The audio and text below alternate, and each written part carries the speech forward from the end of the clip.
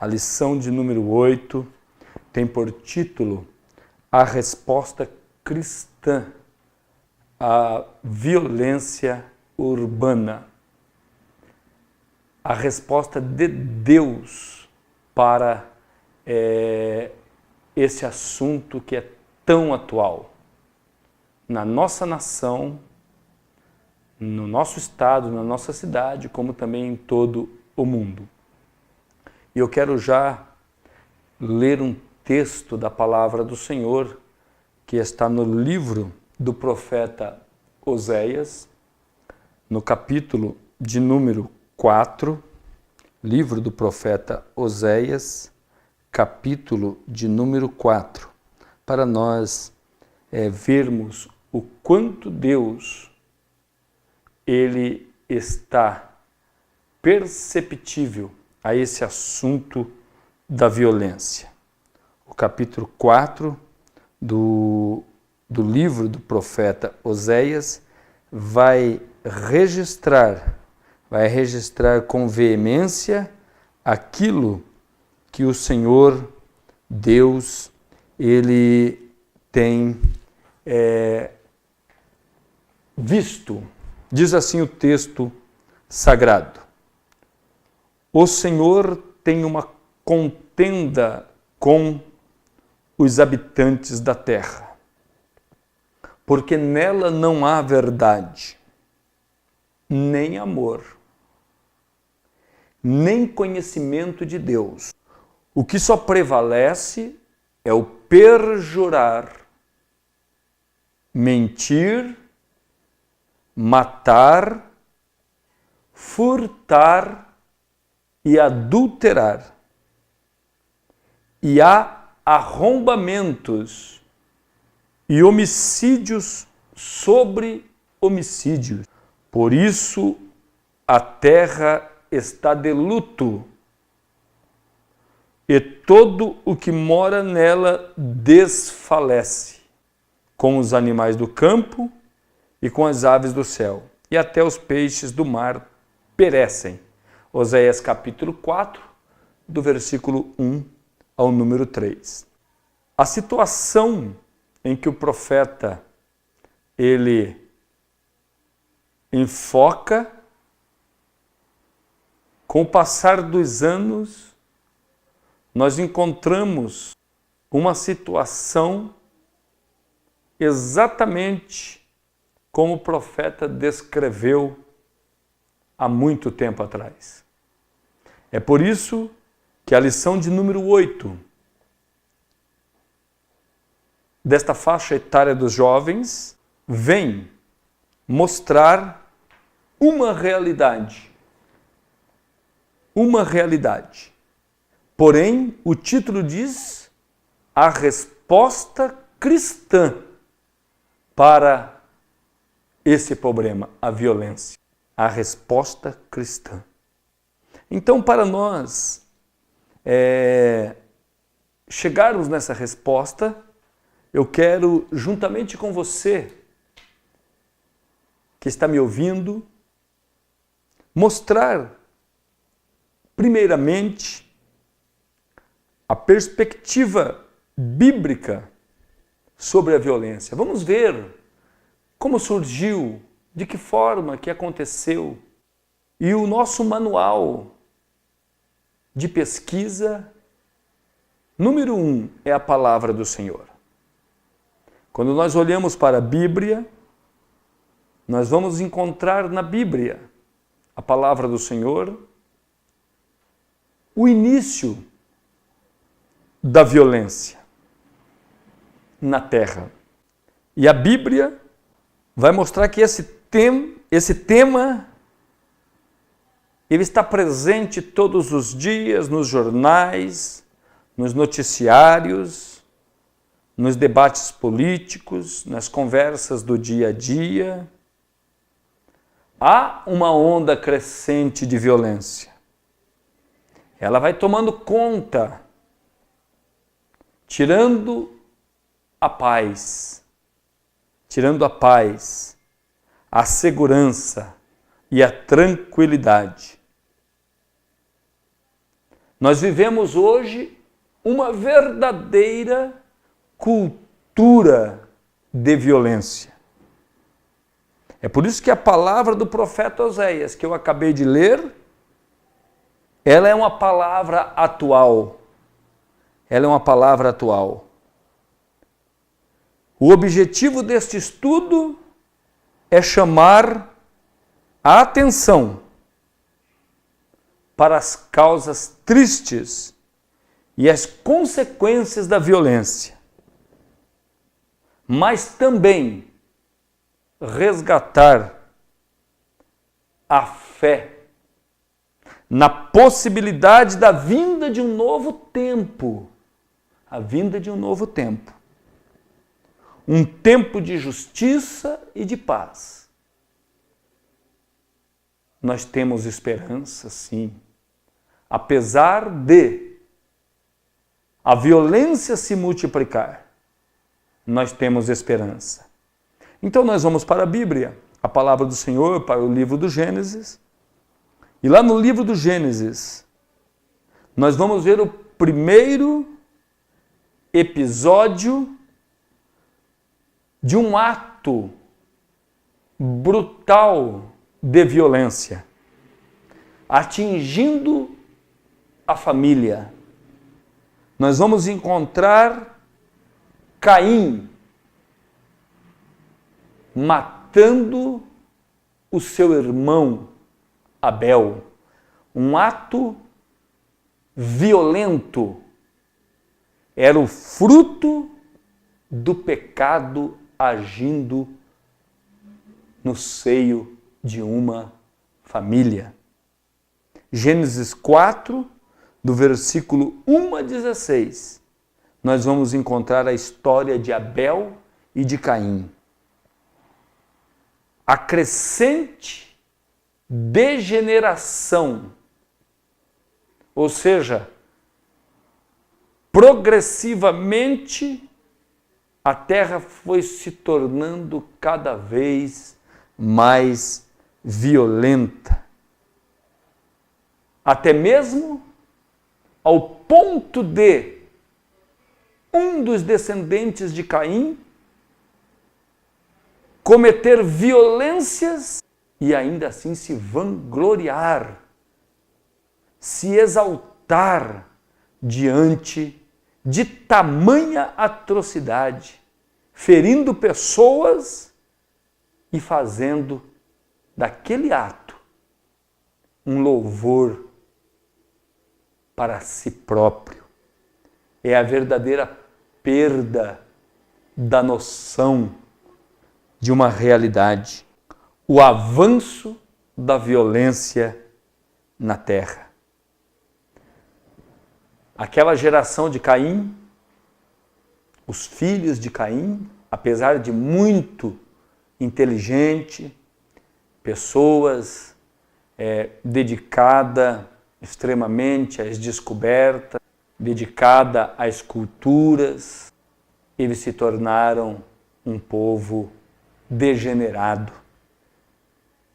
A geração de Caim, por fim, acabou contaminando a geração de Sete. Eles se entrelaçaram entre eles, fizeram famílias, misturando as gerações, ao ponto de, um dia, Deus olhar para a terra e se entristecer muito. O texto bíblico diz, lá no capítulo 6 do Gênesis, que Deus olha para a terra e quando vê a terra em tamanha depravação, em tamanha violência, a Bíblia diz que Deus falou: não contenderá o meu espírito para sempre com o homem. E Deus então derrama o dilúvio sobre a terra. Porém, Deus tinha uma família, Deus tinha um homem justo, um homem bom, E através deste homem, Deus preservou a geração humana na terra. E através da geração de Noé, Deus fez uma nova geração de homens.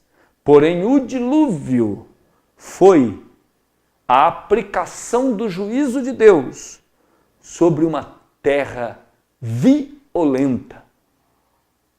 Segundo o texto bíblico, toda a terra estava corrompida violentamente. Então, a Bíblia descreve em alto e bom som como foi que tudo isso aconteceu. Então, nós vemos que a violência, ela gera violência. Corrupção gera corrupção.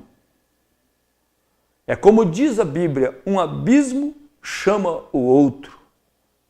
Por isso que há necessidade de nós estarmos atentos, de nós sermos a voz de Deus, os homens e as mulheres de Deus, a geração de Deus nessa terra, para que, através de nós, através do povo de Deus, nós possamos, juntamente com o Espírito Santo, através da palavra do Senhor sendo proclamada, nós pregarmos, construirmos uma barreira de resistência contra a violência, contra o culto à violência, contra este desenfreado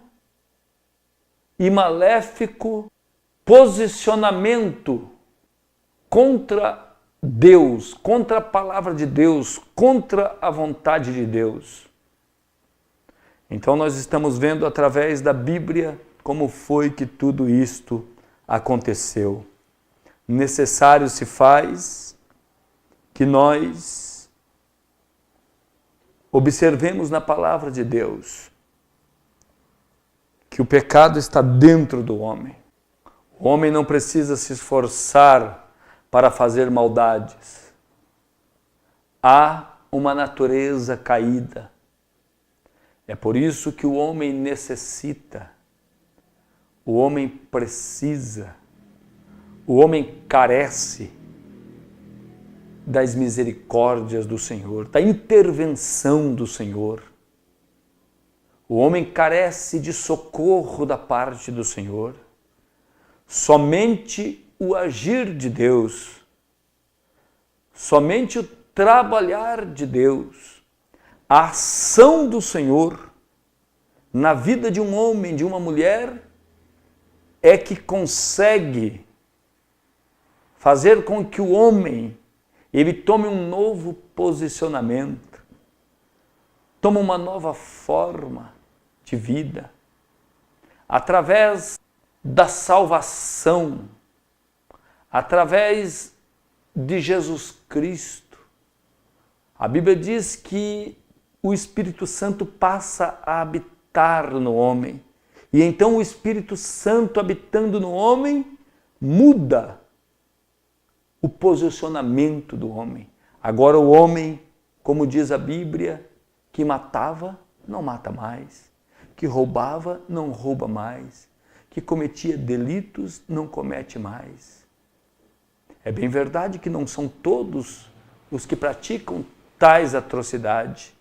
Porém, não devemos nos esquecer de que o homem tem uma natureza caída, uma natureza má, e ele pode, de repente, fazer atrocidades ou cometer pequenos erros crescentes e perder a noção, porque a terra não tem um parâmetro definido. Vivemos em um tempo de relativismo. Mas quando nós voltamos para Deus, para a palavra de Deus, nós vamos encontrar verdades absolutas que funcionam como regras bem definidas para nortear o comportamento humano. Olha o que diz a Bíblia Sagrada nos 10 mandamentos. É bem claro. Os 10 mandamentos é um resumo da vontade de Deus. No primeiro mandamento, que está lá no livro do Êxodo, nós já encontramos Deus olhando para o homem e colocando parâmetros. Os primeiros mandamentos é a relação do homem para com Deus, de Deus para com o homem. É Deus dizendo, não terás outros deuses diante de mim. Porque só Ele é o Deus verdadeiro. Só Ele é o Deus único e verdadeiro. E Ele está dizendo, não terás outros. Porque outros deuses vão abrir concessões. É através dos outros deuses que veio o relativismo, tirando os absolutos. Não farás imagem de escultura. É o texto bíblico que diz, e é Deus dizendo. Porque dessa forma você vai perder a noção do absoluto. O meu relacionamento tem que ser com o único Deus verdadeiro. Porque os outros deuses, eles se apresentam através de imagens de escultura. A Bíblia diz que por trás das imagens estão demônios. E o texto bíblico, ele é claro, são absolutos. Não tomarás o nome de Deus em vão. O Deus único e verdadeiro não admite que o nome dele seja tomado em vão. E assim sucessivamente, nós vemos Deus dando recomendações para o homem. Separe um dia de descanso para vocês, homens. Vocês precisam descansar. Vocês têm que ter um dia para se refazer. E neste dia, vocês vão ter a oportunidade de ter um tempo maior de um relacionamento comigo e, ao mesmo tempo, estar se refazendo fisicamente dos seus trabalhos semanais. Honra o teu pai e a tua mãe. É um mandamento, é uma ordenança. Quando o homem honra o pai, quando o homem honra a mãe, a Bíblia diz que tem uma promessa para este homem, para essa mulher, para esse jovem, para que te vá bem sobre a terra. Não é para honrar só o pai bom, só a mãe boa. É para honrar o seu pai, honrar a sua mãe. Deus está vendo os homens, aqueles que honram os seus pais e as suas mães. Não matarás. O homem não tem o direito de matar o outro, de tirar a vida alheia. Só Deus tem este direito. Não adulterarás. Deus deu uma ordem expressa. O homem não tem o direito de tocar na mulher do seu próximo. E vice-versa. É um mandamento do Senhor. Lembra do que eu li? O Senhor está vendo. O Senhor tem, sim, uma contenda com os habitantes da terra, porque Ele está vendo as ações do homem. Há algo que nós devemos saber. Há algo que nós devemos saber. Eu anotei aqui. Jesus, ele diz: eu sou, eu sei e eu farei. Jesus sabe tudo o que está acontecendo. Ele conhece a nossa vida. Ele conhece a nossa história. Ele conhece desde o dia em que nós fomos gerados no útero da nossa mãe. Ele conhece cada minuto, cada pormenor. Ele conhece cada detalhe da nossa vida. Às vezes nós temos interrogações grandes. Parece que Deus não se importa com a violência na terra. Há tantas coisas horríveis que acontecem nessa terra, que os homens não dão conta de resolver. E parece que Deus, ele não está vendo, mas ele está. Ele contempla cada detalhe. A nossa confiança está no Senhor. Eu sou, eu sei e eu farei. Duro será o dia em que Deus vier para julgar. Duro será esse dia. A Bíblia chama este dia de o dia do Senhor. O dia da ira do Senhor. Então, neste momento, neste dia, nesta reflexão dessa lição de número 8, é um momento de nós refletirmos, porque o título diz a resposta cristã. A resposta cristã para a violência. Se é uma resposta cristã, é a resposta de Deus, através de nós, os cristãos. É por isso que é um momento de nós refletirmos. Por amor à humanidade, Jesus submeteu-se à maior de todas as violências, a morte. A violência levou o homem à derrocada. O homem se distanciou de Deus. Porém, Deus tinha um plano para resgatar este homem. Deus ama os seus filhos. Deus não ama o pecado que os homens cometem. Deus não ama a violência que os homens cometem. Mas Deus ama os pecadores. É por isso que muitas das vezes as pessoas não compreendem quando um assassino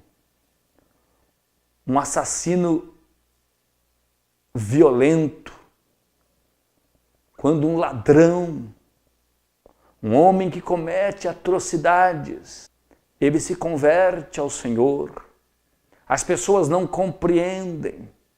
É o amor de Deus. Deus odeia o pecado, mas aquela pessoa é vítima do pecado. E quando ele reconhece o erro dele, quando ele reconhece que a morte de Jesus foi para salvar ele, então Deus perdoa este ser. Aí as pessoas não compreendem. As pessoas criticam. Olha, ele fazia isso, ele matava, ele roubava, ele cometeu tantos crimes e agora está na igreja. Ele mesmo disse que aqueles que estavam contaminados pela lepra do pecado, as suas ações e as suas atitudes era de violência, era de agressão aos mandamentos do Senhor e, consequentemente, prejudicando o semelhante. Porque se você olhar nos 10 mandamentos, você vai ver que os mandamentos eles estavam relacionados também com o seu semelhante. Uma parte dos mandamentos, os 4 primeiros mandamentos, era relacionamento com Deus. Mas do sexto mandamento em diante é as relações para com o próximo. Não matarás, não adulterarás, não furtarás, não dirás falso testemunho, não cobiçarás. Quando o homem peca contra Deus, ele peca automaticamente contra o seu semelhante, muitas das vezes. Geralmente, o pecado contra o seu próximo, contra o seu semelhante, ele é um pecado contra Deus também.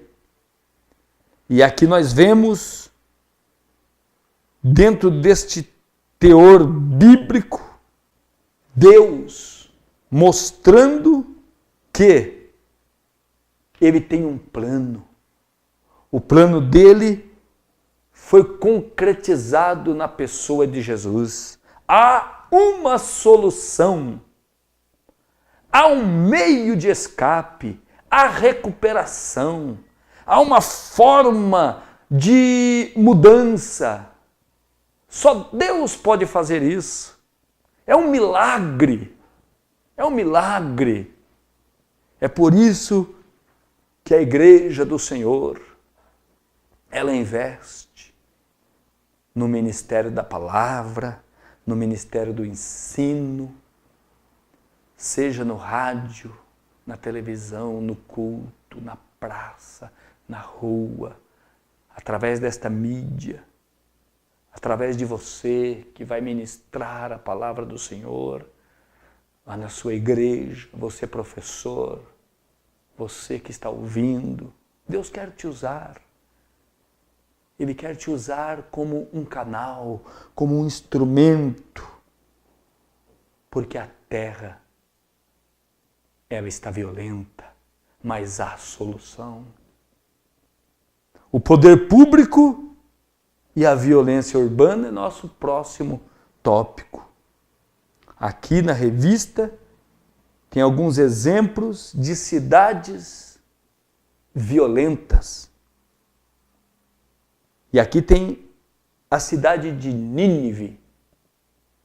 O povo ninivita, se você buscar na história, você vai ver que eles eram um povo altamente violento. Eles tratavam os seus cativos com muita crueldade. Os cativos dos ninivitas, eles eram altamente machucados. Temos o exemplo da cidade também de Sodoma e Gomorra. Cidade violenta, cidade violentíssima, uma cidade que tinha uma soberba tremenda. A Bíblia diz que o pecado de Sodoma era soberba, fartura de pão, abundância de ociosidade. Não gostavam de receber pessoas na sua cidade. Eram arredios, eram maldosos. E outros pecados mais em outras áreas atingiam aquele povo, ao ponto de Abraão entrar em oração para com Deus, em diálogo para com Deus. No livro do Gênesis, nós vamos ver esse diálogo. E nós vamos descobrir lá que naquela cidade não tinha nem 10 justos, nem 10. E por fim, o anjo brada: Ló, escapa-te por tua alma. O anjo saiu empurrando Ló da cidade porque o juízo de Deus já estava vendo. Mas e o poder público? E a violência? O que o poder público tem a fazer? O Estado tem a função de punir. Foi Deus que estabeleceu o Estado. Lá no livro do Gênesis, quando o homem foi tirado do paraíso, Deus mesmo colocou uma guarda lá, um ser com uma espada flamejante, cuidando do jardim, um policiamento. Mas hoje nós temos os nossos governantes. Eles têm a função, o dever de punir os criminosos, aqueles que desobedecem, corrigindo também, reeducando e também ensinando o cidadão desde a sua mais tenra idade, desde o jardim de infância, a ser um cidadão de bem. Este é o dever do Estado, educar, mostrar o caminho direito, dar condições para que o homem ele venha se tornar um bom cidadão. O legislativo, formulando leis, o executivo, trabalhando em conjunto nas suas aplicações, o judiciário, todos unidos para que a nação, o povo, seja um povo ordeiro, próspero. Porém, meus queridos irmãos e irmãs crentes, nós temos o dever de orar pelos nossos governantes, para as autoridades civis, para as autoridades militares, as autoridades eclesiásticas, todas as autoridades, principalmente aquelas que estão ligados ao poder público. Façam um bom trabalho, um bom governo, para que eles consigam, com a ajuda de Deus, executar um trabalho louvável, um trabalho bom. E muitas das vezes falta sabedoria, falta lá no meio deles uma ideia, um pensamento, um projeto, e nós temos o dever de orar por eles. A Bíblia nos ensina a orar.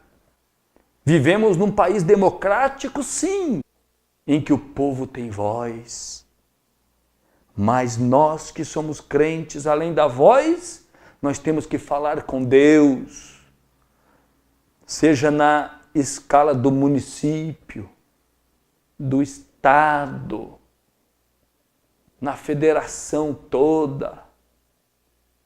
Esses governantes precisam de Deus, é Deus que pode dar para eles uma ideia, abrir a mente deles, para que eles possam executar, para que eles possam promover leis e cumpri-las. Mas, no entanto, algumas vezes parece que a violência ela alavanca, ela vai na frente, mas nós não podemos perder as nossas esperanças. Nós temos o exemplo na história de países, de nações, que tomaram a palavra de Deus como regra para as suas constituições, para o seu povo, e se tornaram nações prósperas, se tornaram boas nações. Mas, no entanto, nós temos no mundo nações que desprezaram a Bíblia, queimaram as Bíblias, tiraram a Bíblia, tiraram a voz de Deus, tirando do cérebro das pessoas, da mente das pessoas, o direito de questionar, de pensar. É uma violência contra a individualidade do ser humano. Estou falando dos países comunistas que pregam o ateísmo, que desprezam a pessoa de Deus, negam a pessoa de Deus, negam a palavra, arrancando deles o direito da individualidade, de pensar, de raciocinar, de questionar. É uma violência contra a individualidade do homem. Uma tamanha violência. Mas você ainda tem liberdade de pensar.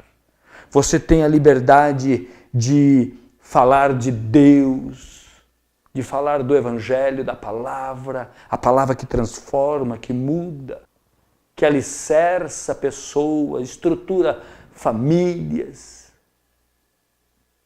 Boas pessoas formam boas famílias formam uma sociedade boa e as pessoas são moldadas. Se não for pela palavra de Deus, vai ser por outros moldes. Por isso que uma voz tem que clamar. Quem clamará? Alguém tem que clamar. E Deus nos escolheu. Deus nos separou. Nós antes também não éramos assim. Vivíamos no curso deste mundo, no jeitinho do mundo. Praticávamos as coisas que o mundo pratica. Os pequenos delitos, as espertezas, faziam parte do nosso cotidiano. Mas um dia nós conhecemos a palavra penetrou em nós, houve mudança, nós estamos mudando. Houve um aperfeiçoamento, ainda estamos sendo aperfeiçoados. É por isso que Deus conta conosco, para que nós possamos estar na brecha, intercedendo por esta nação, por esse povo, pelo mundo. A igreja em uma sociedade violenta. Deus tem nos dado ferramentas, as ferramentas de Deus.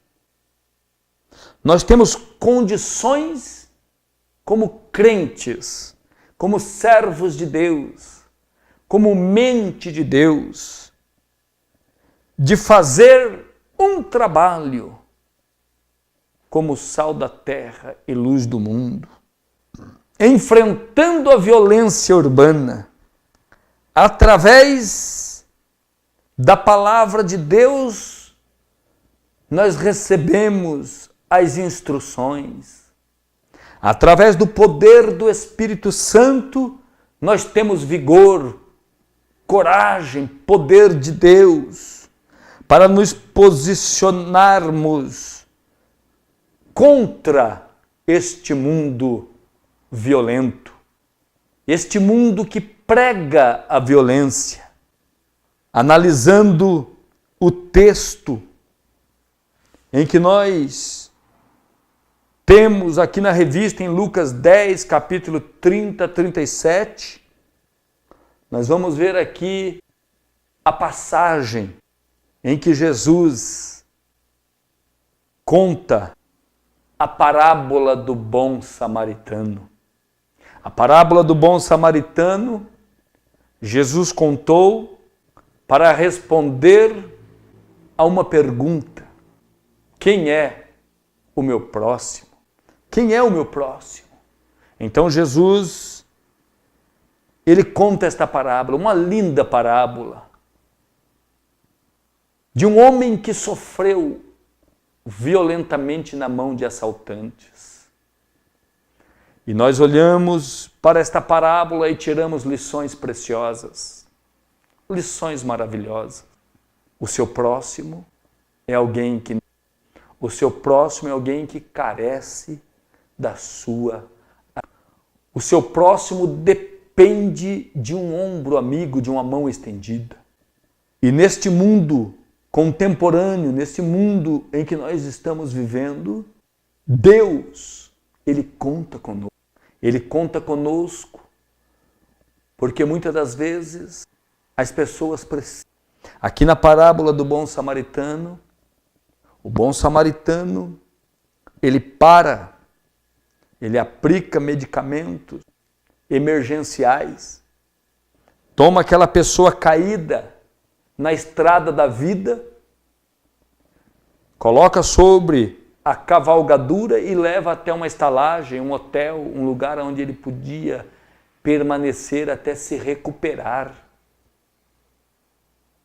Ele se propõe a pagar os custos, mas nós vivemos em um mundo que muitas das vezes as pessoas não precisam de um cuidado da forma que Jesus aplicou, mas o ensinamento permanece. Às vezes uma só palavra da sua parte vai trazer a solução para aquela pessoa. O seu companheiro, o seu vizinho, o seu amigo, colega de trabalho. Você é um homem de Deus, uma mulher de Deus, conhece a palavra de Deus. Quando você proferir aquela palavra profética, na vida dela, o seu vocabulário que é cheio de Deus, de Bíblia, quando atingir o coração e a mente daquela pessoa, o espírito dela receberá a palavra. Deus conta contigo. Os bons samaritanos somos nós, homens e mulheres que já experimentamos a cura, a ajuda da parte de Deus. Deus conta conosco. Deus conta conosco. Deus conta conosco no envolvimento com as pessoas. Nós vivemos num mundo em que as pessoas estão se distanciando umas das outras. As pessoas estão vivendo de forma isolada, cada um dentro do seu quadrado. As pessoas não saem para fora do portão. Entram correndo e saem correndo. Nesse aspecto, eu acho interessantíssimo a igreja do Senhor, principalmente as igrejas em que nós servimos, a Igreja Assembleia de Deus. Ela tem procurado colocar em cada bairro, em cada região, um templo. É como no início, onde tiver os correios. Desta forma, a igreja está presente na vila, no bairro carente, no bairro nobre. Eu mesmo já ajudei a plantar igreja em lugares desfavorecidos. E lá é um ponto de apoio, é uma estalagem, onde as pessoas podem chegar. Os irmãos simples são os obreiros. Os irmãos do povo, do meio do povo, têm relacionamento com a comunidade, têm relacionamento com o bairro, não ostentam. As pessoas têm acesso a eles, é isso que Deus quer. É isso que Deus quer de mim, de você. Que as pessoas tenham acesso a nós. Nós somos o canal de Deus. E aqui está um exemplo. Deus quer que continue assim. Estalagens no meio do povo. Você, sua família, olhando para o povo olhando para você. E muitas das vezes até sem palavras, as pessoas são contactadas. As pessoas são atingidas pelo poder de Deus através do exemplo, através do testemunho, porque é isso que diz o texto bíblico. Jesus nos chamou para ser testemunhas, para pregar, evangelizar e também ser testemunha que Jesus opera, que Jesus muda, que Jesus transforma, que Jesus faz, envolvendo-se com a comunidade local e também desenvolvendo projetos contra a violência. Deus quer usar a sua mente, Deus quer usar as suas ideias, as suas iniciativas, junto com a igreja, junto com os irmãos, colocando em prática o que Deus pode fazer através de você. Porque é assim que o texto bíblico nos ensina, que Jesus, Ele está conosco nesta peleja, está conosco nesta batalha. Ele diz: eu vou estar com vocês na pessoa do Espírito Santo. Enquanto a igreja do Senhor estiver na terra, ainda que a violência se torne tamanha, ainda que a violência atinja níveis, escalas assustadoras, como é o caso do Brasil. O Brasil, que em 2015 teve violência tamanha, superando em número a guerra da Síria e do Iraque. Nós estamos no meio de uma batalha. A morte, os assassinatos, a violência. Nós vemos que a resposta cristã para a violência pode ser feita agora, mas ainda temos uma resposta maior, melhor, porque nós pregamos um retorno de Jesus, um Jesus que governará com justiça esta terra. Na fé cristã, palavras e ações devem caminhar juntos. Logicamente, nós não somos perfeitos, mas podemos fazer algo, podemos realizar algo para que Deus seja glorificado.